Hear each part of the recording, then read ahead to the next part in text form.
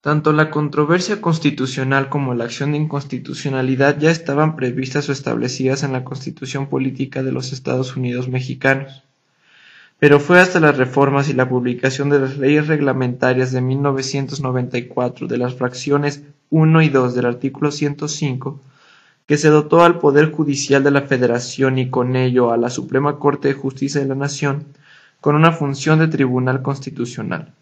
Para entender la trascendencia de dicha reforma y la importancia del papel de tribunal constitucional, debemos conocer que es una acción de inconstitucionalidad y una controversia constitucional. La controversia constitucional es un medio de control de la regularidad constitucional en la que se plantea la inconstitucionalidad de ciertas normas y o actos, o bien plantear conflictos sobre los límites de los estados cuando estos adquieran un carácter contencioso. En otras palabras, se puede entender que se alega contravención a la Carta Fundamental por normas o actos de un órgano, poder o entidad que afrenten a otro. El artículo 105, en su fracción primera, establece las controversias entre los posibles entes. Inciso A. Federación y una entidad federativa, federación y un municipio, Poder Ejecutivo y Congreso de la Unión, una entidad federativa y otra. Dos municipios de diversos estados, dos poderes de una misma entidad, un estado y uno de sus municipios, una entidad federativa y un municipio de otra. Dicho juicio, la controversia constitucional, será promovida por cualquiera de los entes antes mencionados que esté involucrado en el asunto.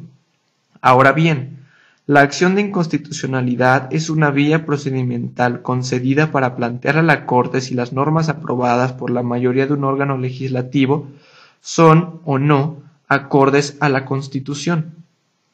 Tiene como fin afirmar y proteger el principio de supremacía constitucional. Este medio de control se puede o debe aplicar antes de que perjudique a un individuo, a diferencia de la controversia constitucional, ya que debe ser ejercida dentro de los 30 días naturales después del día de la publicación de la norma. El artículo 105, en su fracción segunda, establece quién puede ejercitar dicha acción. El 33% de los integrantes de la Cámara de Diputados en contra de leyes federales, el 33% de los integrantes del Senado en contra de leyes federales o tratados internacionales firmados y ratificados por México, el Ejecutivo Federal en contra de normas generales de carácter federal y de las entidades federativas, el 33% de los integrantes de las legislaturas de los estados en contra de normas emitidas por el mismo órgano. Partidos políticos registrados. En materia electoral resolverá el Tribunal Electoral del Poder Judicial de la Federación. Las acciones en contra de leyes en materia electoral deberán ser ejercidas por lo menos 90 días antes de que inicie el proceso electoral. La Comisión Nacional de los Derechos Humanos en contra de leyes federales o tratados internacionales que vulneren derechos humanos. Las comisiones de cada estado en contra de leyes expedidas por las legislaturas del estado. El organismo garante establecido en el artículo 6 en contra de leyes federales, locales y tratados internacionales que vulneren el derecho al acceso a la información. El fiscal general de la República en contra de leyes federales y locales en materia penal o procesal penal. A manera de opinión personal, con estas funciones que se reforzaron con las reformas de 1994, el Poder Judicial de la Federación tiene la función más importante entre los tres poderes de la Unión, el de buscar el equilibrio entre la triparticidad del poder.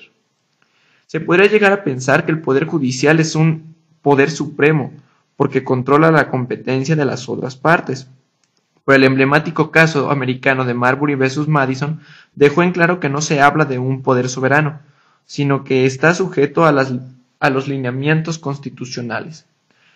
Dicho lo anterior, se podrá decir que el Poder Judicial trabaja con los límites y controversias de los otros dos poderes, y a su vez la Constitución le establece límites y la resolución de controversias constitucionales al Poder Judicial, para con ello hacer efectivo el principio de supremacía constitucional.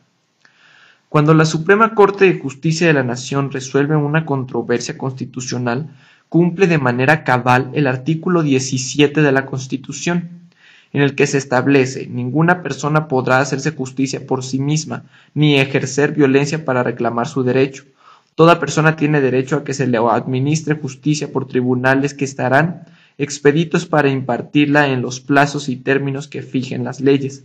emitiendo sus resoluciones de manera pronta, completa e imparcial. Su servicio será gratuito, quedando en consecuencia prohibidas las costas judiciales. En un principio, evita que distintos órganos del Estado, así como entidades federativas, hagan uso de la violencia para reclamar derechos o facultades, y como antes, personas morales también tienen derecho a que se les imparta justicia en tribunales. Podría terminar diciendo que estas actividades de la Corte no solo protegen y garantizan la Constitución, sino que protegen y garantizan los derechos humanos.